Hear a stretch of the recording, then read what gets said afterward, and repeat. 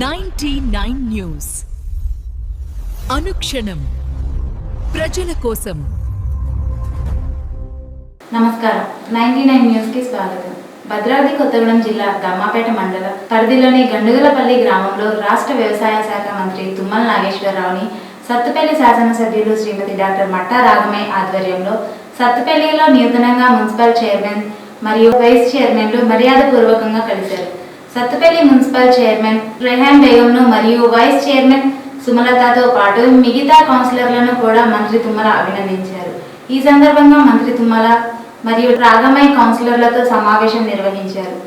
ఆంధ్ర సరిహద్దు ప్రాంతమైన సత్తుపల్లి పట్టణం ఎప్పుడు గ్రీన్ అండ్ క్లీన్ గా ఉండాలని, ప్రజలకు మౌలిక వసతులు కల్పించాలని, త్రాగునీరు పరిశుభ్రత ఎప్పటికప్పుడు పర్యవేక్షించాలని మంత్రి తుమ్మల ఆదేశించారు.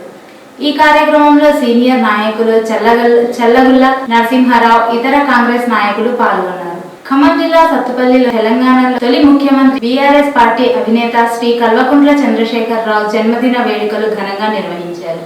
బీఆర్ఎస్ పార్టీ ఆధ్వర్యంలో మాజీ ఎమ్మెల్యే శ్రీ సంగ్ర వెంకట వీరయ్య క్యాంపు కార్యాలయంలో బీఆర్ఎస్ నాయకులు కార్యకర్తలతో కలిసి కేక్ కట్ చేసి కేసీఆర్ కి హృదయపూర్వక జన్మదిన శుభాకాంక్షలు తెలియజేశారు. పల్నాడు జిల్లా కోటప్పకొండ శివరాత్రి జాతర. కోటప్పకొండ తిరునాళ్ళలో నేరుగా పోలీస్ హోంగార్డ్ మద్యం అమ్ముతున్న పరిస్థితి.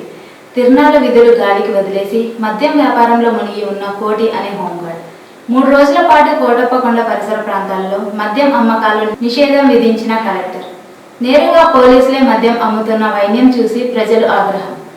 సదరు హోంగార్డ్ కోటిపై ఉన్నత అధికారులు చర్య తీసుకోవాలని కోరుకుంటున్న భక్తులు, సమీప గ్రామ ప్రజలు.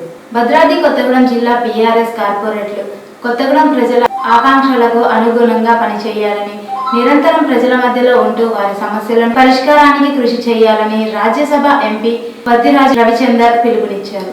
బీఆర్ఎస్ అధినేత కేసీఆర్ మీద అభిమానంతో, మీపై విశ్వాసంతో ఓటు వేసి గెలిపించిన ప్రజల నమ్మకాన్ని వమ్ము చేయకుండా ప్రజల విశ్వాసాన్ని గెలుచుకోవాలని సూచించారు. మాజీ మంత్రి వనమా వెంకటేశ్వరరావు బీఆర్ఎస్ జిల్లా అధ్యక్షులు రేగ కాంతారావుతో కలిసి ఎంపీ రవిచందర్ కొత్తగా ఎన్నికైన బీఆర్ఎస్ కార్పొరేట్లతో స్థానిక తెలంగాణ భవన్లో సమావేశమయ్యి తొలిత ఎన్నికైన బీఆర్ఎస్ కార్పొరేట్లను తెలంగాణ తల్లి విగ్రహానికి పూలమాలలు వేసి నివాళులర్పించారు. కూటమి ప్రభుత్వం ఏర్పడిన తర్వాత వినుకొండ పట్టణంలో నడి రోడ్డుపైన రషీద్ను దారుణంగా హత్య చేసిన ఘటన రాష్ట్రాన్ని తీవ్ర విషాదాన్ని మిగిల్చిన విషయం తెలిసిందే. తన కుమారుడి మృతిని తట్టుకోలేక తీవ్ర మనోవేదానికి గురైన రషీద్ తండ్రి షేక్ ఫరీసా ఇటీవల అనారోగ్యం క్షీణించి కన్నుమూశారు. ఈ విషయం తెలుసుకున్న మాజీ ముఖ్యమంత్రి, వైఎస్ఆర్ కాంగ్రెస్ పార్టీ అధ్యక్షులు వైఎస్ జగన్మోహన్ రెడ్డి రషీద్ తల్లికి స్వయంగా ఫోన్ చేసి పరామర్శించారు. ఈ కష్టాకాలంలో కుటుంబానికి ధైర్యం చెబుతూ మాజీ శాసనసభ్యులు శ్రీ బొల్ల బ్రహ్మనాయుడు మరియు వైఎస్ఆర్ కాంగ్రెస్ పార్టీ తరపున ఎల్లప్పుడూ అన్ని విధాలుగా అండగా ఉంటామని హామీ ఇచ్చారు. కొమరం భీం ఆసిఫాబాద్ జిల్లా తిర్యాల మండలం కేంద్రంలోని గురుకుల ఆశ్రమ బాలికల పాఠశాల విద్యార్థులు నిరసన. గురుకుల పాఠశాలలో ప్రిన్సిపల్ వేధింపులకు గురి చేస్తుందని రోడ్డెక్కిన విద్యార్థులు.